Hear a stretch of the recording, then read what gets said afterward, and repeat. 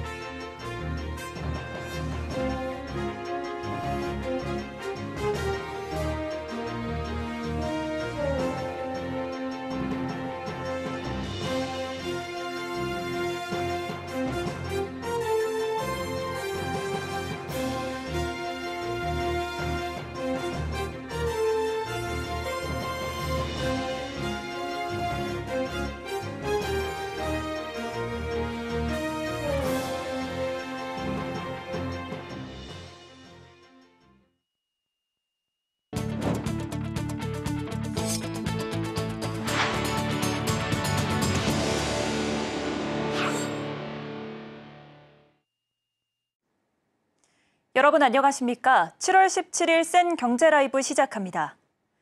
SK이노베이션과 SK-E&S가 오늘 각각 이사회를 열고 양사 합병안을 의결했습니다. 자산 106조 원 규모의 초거대 에너지 기업이 탄생하게 됐는데요. SK그룹의 사업 리밸런싱에도 속도가 붙을 전망입니다. 이수빈 기자입니다. SK이노베이션과 SK-E&S가 오늘 오후 열린 이사회에서 양사 합병을 추진하기로 결정했습니다. SK이노베이션은 정유와 석유화학 등 석유 기반 에너지 사업을 영위하는 에너지 분야 중간 지주사입니다. SK-E&S는 액화천연가스, 수소, 재생에너지를 맡고 있는 SK의 계열사입니다. 양사 합병으로 SK그룹 에너지 사업의 시너지를 강화하는 동시에 캐시카우인 SK-E&S를 통해 재무구조를 개선할 수 있게 됐습니다. 특히 SK이노베이션의 배터리 자회사인 SK온의 자금난을 해소할 수 있을 것으로 관측됩니다. 그룹의 미래를 책임지고 있는 SK온은 2021년 출범 후 올해 1분기까지 적자를 지속하고 있습니다. 이날 이사회에서 합병이 결정된 만큼 양사의 지분을 보유한 SK가 내일 이사회를 열고 합병안을 논의할 것으로 예상됩니다. SK는 SK이노베이션의 주식 36.22%, SK-E&S의 주식 90%를 보유하고 있습니다. 다만 이번 합병으로 일부 주주와 SK-E&S에 투자한 사모펀드 등이 반발할 가능성이 있어 이들의 움직임에도 촉각이 쏠리고 있습니다. 서울경제TV 이수빈입니다. 15조 원이 넘는 부산시 예산을 관리할 부산시 금고 자리를 두고 은행들의 경쟁이 치열합니다. 과거와 다르게 시중은행들이 적극적으로 입찰에 뛰어들 것으로 전망됩니다. 이연아 기자입니다. 올해 기준 부산시 전체 예산 15조 7천억 원을 관리할 부산시 금고 선정을 두고 새로운 경쟁 구도가 만들어지고 있습니다. 부산시 금고로 선정된 은행은 4년간 부산의 예산과 기금을 관리하게 되는데 주금고인 1금고와 부금고인 2금고로 나눠집니다. 1금고는 예산 70% 규모 내 일반 회계와 18개 기금을 담당 관리하고 2금고는 예산 30% 규모 특별 회계 부문을 관리합니다. 현재 1금고는 부산은행이 2000년 이후 24년간 자리를 지켜왔고 2금고는 KB국민은행이 맡고 있습니다. 이번에는 입찰 참여를 검토 중인 은행들이 늘어나면서 경쟁이 치열해질 것으로 전망됩니다. KB국민은행이 1금고와 2금고 모두 입찰 참여를 준비 중인 가운데 2금고 부문에 하나은행, NH농협은행이 입찰 참여를 검토 중입니다. 부산은행은 1금고 수성 전략을, 새롭게 입찰을 검토 중인 시중은행들은 차별화된 전략을 구사해야 하는 상황입니다. 금융권 관계자는 시금고 은행으로 선정되면 금고의 상징성을 얻을 뿐 아니라 다양한 자금의 저원가성 운용을 통한 이자 절감 효과, 지역사회 내 부대 업무를 통한 수익 창출이라는 장점이 있다고 설명했습니다. 부산시 관계자는 금고 은행이 갖춰야 할 신용도, 재무 안전성과 금고 업무 관리 능력, 지역사회 기여 등을 항목별로 평가해 선정할 것이라고 밝혔습니다. 오는 23일 부산시 금고 지정 설명회 개최 후 다음 달 14일까지 부산시 금고 제안서를 접수하면 본격 입찰 경쟁이 시작됩니다. 서울경제TV 이연아입니다.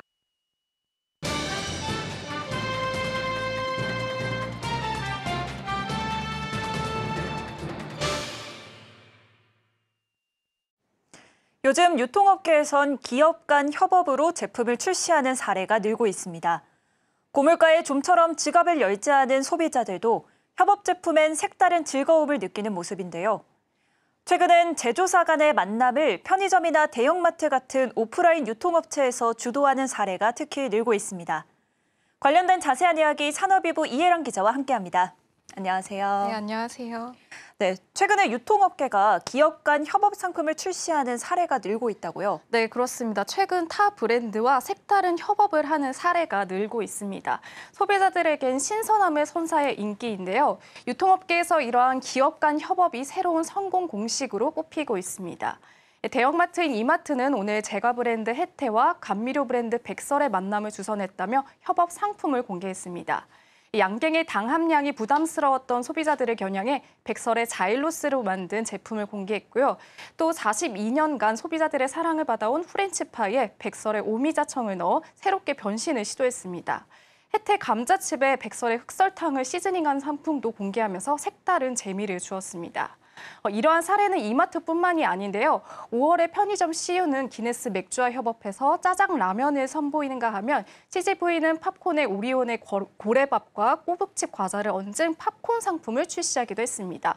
또 2월에는 오비맥주가 혜태와 만나 맥주에 어울리는 스낵 2종을 선보였고요. 또 앞서 1월 베스킨라빈스는 오리온과 협업해서 다이제 과자에 아이스크림을 넣은 제품을 선보였습니다.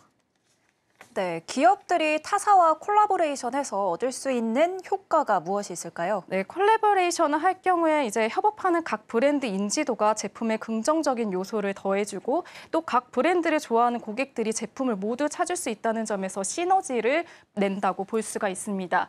또 신뢰받는 브랜드 간 콜라보는 고객들에게 품질적으로도 만족감을 줄 수 있습니다. 익숙한 듯 익숙하지 않은 이색적인 재미에 고객들에게 새로운 경험을 할 수 있게 되는 건데요. 새로운 것을 추구하는 성향이 강한 MZ세대의 성향과도 이러한 유통가의 트렌드가 맞아떨어진다고 볼 수가 있습니다.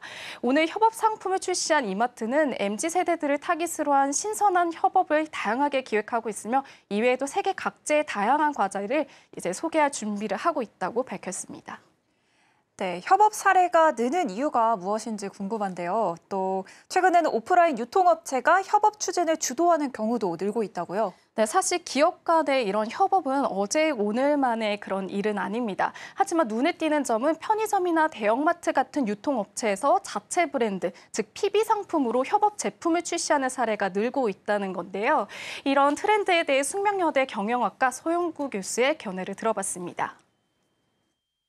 이커머스 성장률이 워낙에 세다 보니까 오프라인 소매업체인 편의점과 백화점 그리고 대형마트는 저성장 시대를 맞이했죠. 오프라인 기반의 소매 기업이 이커머스하고 차별화하는 여러 가지 방안들을 가지고 체험을 더 중시한다거나 아니면은 콜라보를 통해서 매장을 와야 되는 이유가 생기는 거죠. 고객들이 이 매장을 찾아야 할 이유를 만들어야 한다는 겁니다. 유통업체에서 출시하는 협업 상품은 각사 매장에서만 파는 상품이다 보니까 고객 유입 효과를 누릴 수가 있습니다. 또 복수의 업계 관계자에 따르면 신제품을 낼 때보다 협업 상품을 낼 경우에 고객의 관심도가 더 높아서 출시 초반부터 판매량이 많은 것도 큰 강점으로 꼽힙니다.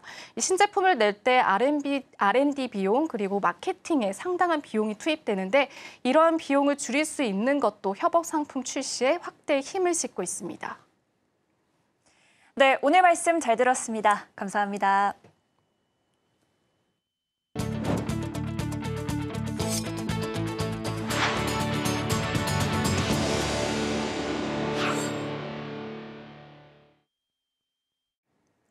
최태원 SK그룹 회장과 노소영 아트센터 나비관장의 이혼 소송 과정에서 새롭게 드러난 노태우 전 대통령의 비자금에 대한 증여세 과세 여부에 이목이 쏠리고 있습니다.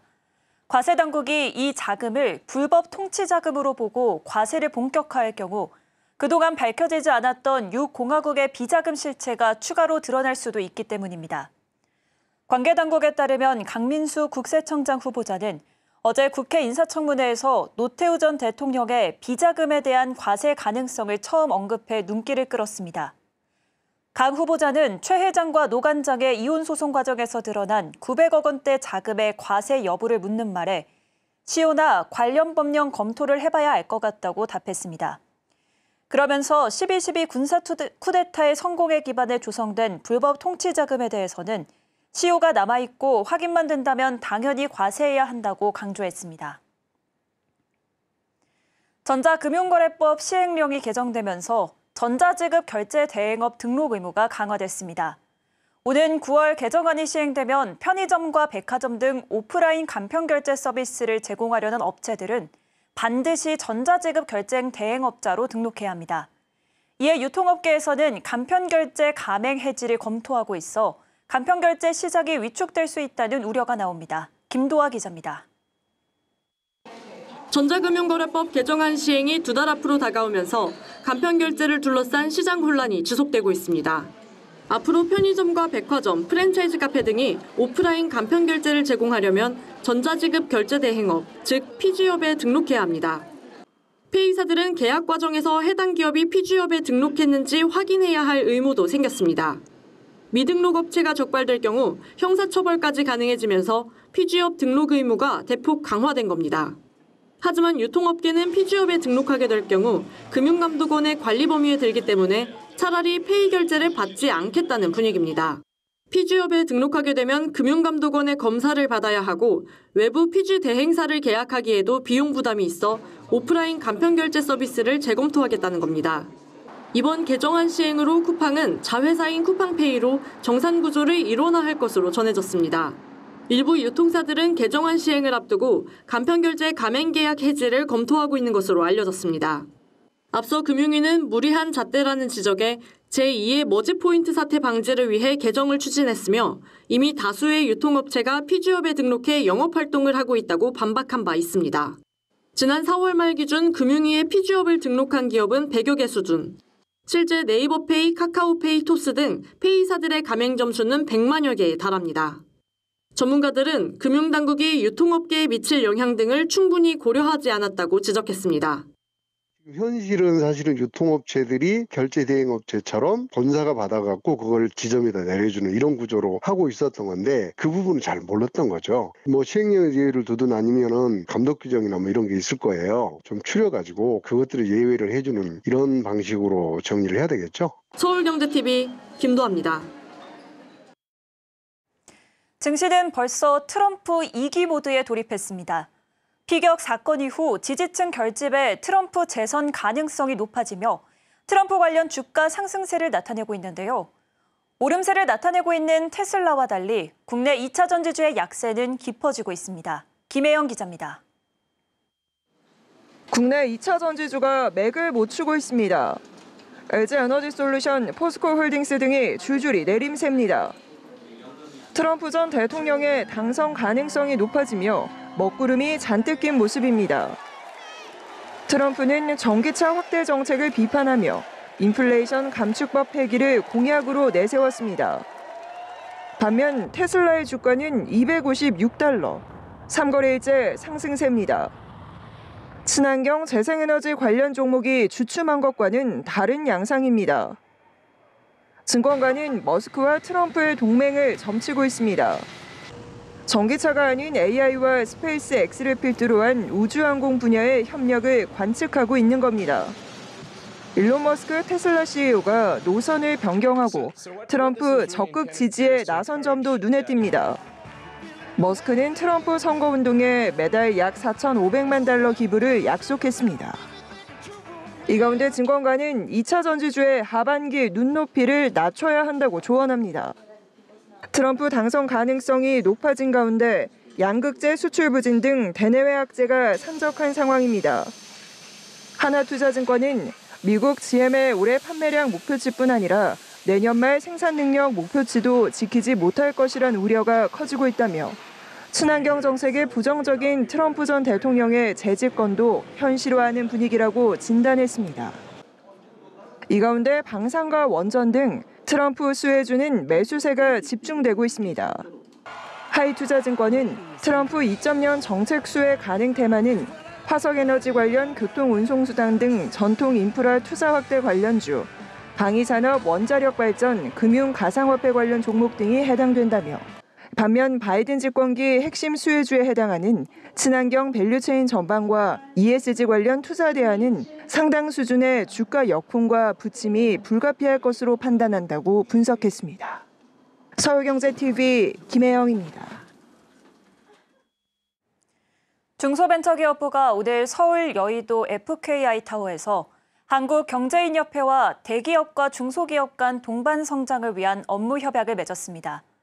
이번 업무 협약은 대기업과 중소기업 간 상생 협력을 위한 민관 협력 체계를 구축해 대기업과 중소기업의 미래 대응 역량을 강화하고 동반 성장을 촉진하기 위해 이루어졌습니다. 두 기관은 앞으로 대중소기업 공급망 ESG 대응과 중소기업의 해외 진출 및 수출 지원 등을 추진하기로 했습니다. 대기업이 공급망 혁신 전략을 수립하면 협력 중소기업이 함께 대응할 수 있도록 정보 공유 시스템을 구축하고 컨설팅 등 맞춤형 지원 방안을 수립할 예정입니다. 또 스타트업과 중소기업의 해외 진출과 수출을 위해 대기업의 해외 진출 역량과 경험, 노하우를 공유한다는 계획입니다. 오영주 중기부 장관은 이번 업무 협약의 핵심은 동반 성장이 과거와 같이 대기업의 일방향성 지원이 아니라 서로 역량을 보완하는 함께 성장이 될 수 있도록 상호 협력을 촉진하는 것이라고 강조했습니다. 류진 한경협 회장은 민관 협력을 통해 중소기업 성장의 발판을 마련하는 계기가 되길 바란다고 말했습니다. KB, 신한, 우리은행이 이달 초 대출금리 인상에 이어 또다시 추가 금리 인상에 나서면서 가계대출 조이기에 들어갑니다. 우리은행은 오는 24일부터 아파트 담보대출 5년 변동금리 상품의 대출금리를 0.2%포인트 상향 조정합니다. 또 아파트 이외의 주택담보대출 5년 변동금리 상품의 대출금리는 0.15%포인트 올리고 우리 전세론 2년 고정금리 상품의 대출금리도 0.15%포인트 상향 조정합니다. KB국민은행은 내일부터 주택담보대출과 전세자금대출 변동, 혼합형 금리를 0.2%포인트씩 올리기로 했습니다. 신한은행도 오는 22일부터 은행채 3년, 5년물 기준 금리를 0.05%포인트 올리기로 했는데 해당 대출 상품 대부분은 주택담보대출입니다. 하나은행은 지난 1일 주택담보대출 금리를 최대 0.2%포인트 인상한 바 있습니다. 올해 신혼부부와 아이가 있는 가정에게 유리한 쪽으로 청약제도가 개편됐죠. 이런 영향으로 올해 수도권 청약 당첨자 중 30대 이하 비중이 60% 가까이 올랐습니다. 부동산 시장에서 MZ세대가 큰 손으로 떠오른 건데요. 수도권 청약 시장 열기가 이어지고 있는 만큼 앞으로도 30대 이하 젊은 층들의 관심이 이어질 전망입니다. 이지영 기자입니다. 올해 들어 수도권 청약 당첨자 중 30대 이하는 59%에 달하는 걸로 나타났습니다. 작년 같은 기간 대비 2%포인트 늘어난 수치로 이 추세가 계속되면 2020년 통계 집계 이후 최대치를 기록할 전망입니다. 수도권 청약 당첨자 가운데 30대 이하 비율은 2020년 52.6%, 2021년 53.3%, 2022년 55.9%, 2023년에는 55.2%로 해마다 늘고 있습니다. 이러한 상승세는 30대 이하 젊은 층에게 유리한 제도가 많기 때문으로 분석됩니다. 우선 특별공급 유형 중 신혼부부, 생애 최초 공급 세대 수가 절반에 달하는 등 젊은 층에게 유리한 상황입니다. 여기에 지난해 4월부터 강남 3구와 용산구를 제외한 전 지역을 규제 지역에서 해제한 점도 젊은 층을 끌어들이는 데 한몫했습니다. 현재 전용 면적 85제곱미터 이하는 60%, 85제곱미터 초과는 100% 추첨제로 당첨자를 뽑고 있습니다. 수도권 시장에서 청약 열기가 오르고 있는 만큼 30대 이하 청약 수요자들의 관심은 지속될 걸로 보입니다. 부동산 R114에 따르면 올해 수도권 1순위 청약 경쟁률은 평균 104.8대 1입니다. 부동산 시장이 뜨거웠던 2020년 11월 이후 월별 기준으로 최고치입니다. 서울경제TV 이지영입니다. 서울 남부지방검찰청이 SM엔터테인먼트 시세 조종 혐의를 받고 있는 김범수 카카오 경영쇄신위원장에 구속영장을 청구했습니다. 김 위원장 변호인단은 입장문을 통해 지난해 SM 지분 매수 과정에서 김 위원장이 어떤 불법적 행위도 지시하거나 용인하지 않았다고 강조했습니다. 테슬라 제품으로 생산한 태양광 에너지를 삼성전자 플랫폼으로 관리할 수 있는 서비스가 본격 시행됩니다. 미국 테슬라 사용자들은 삼성 스마트싱스 에너지에 테슬라 태양광 패널, 전기차 등을 연결해 에너지량을 모니터링하고 제어할 수 있게 됐습니다. 정기선 HD 현대 부회장이 세계 최고 스마트 함정 기술을 개발해 방산 4대 강국 도약에 힘을 보태겠다고 밝혔습니다. HD 현대는 오늘 판교 글로벌 R&D 센터에서 함정기술 연구소를 출범시켰습니다. 아모레퍼시픽이 창업자 서성한 선대 회장의 탄생 100년을 기념하는 영상 회고전을 개최합니다. 이달 19일부터 다음 달 16일까지 용산 본사에서 진행되는 이번 전시는 서성한의 담대한 도전과 집념의 이야기를 만나볼 수 있습니다.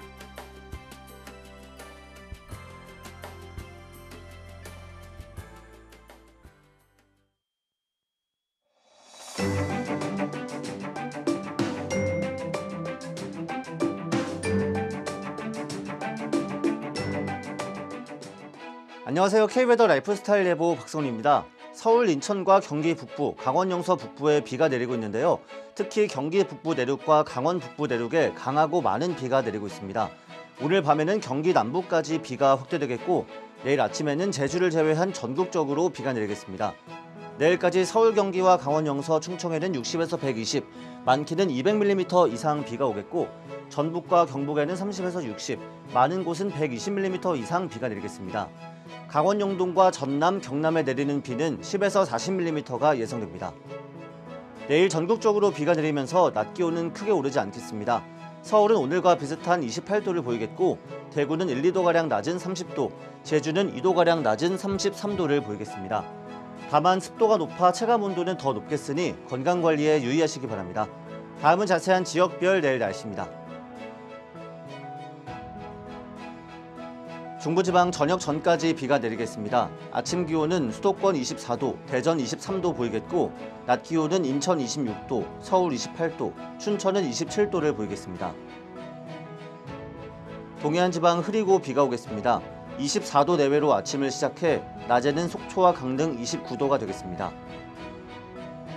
남부지방 제주는 구름 많거나 흐리겠고 그 밖의 지역은 비가 내리겠습니다. 광주와 대구 25도, 제주 27도로 아침을 맞이해 낮 최고 기온은 전주 29도, 부산 28도, 제주 33도까지 오르겠습니다.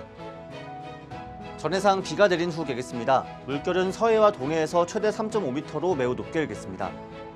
내일 밤 전국에 비가 그친 이후 정체전선의 영향으로 금요일인 모레 충청 남부와 남부지방에 다시 비가 내리겠고 토요일에는 경북 남부와 경남, 제주를 제외한 전국적으로 비가 확대되겠습니다. 날씨였습니다. 이상으로 센 경제 라이브 마칩니다. 시청해주신 여러분 고맙습니다.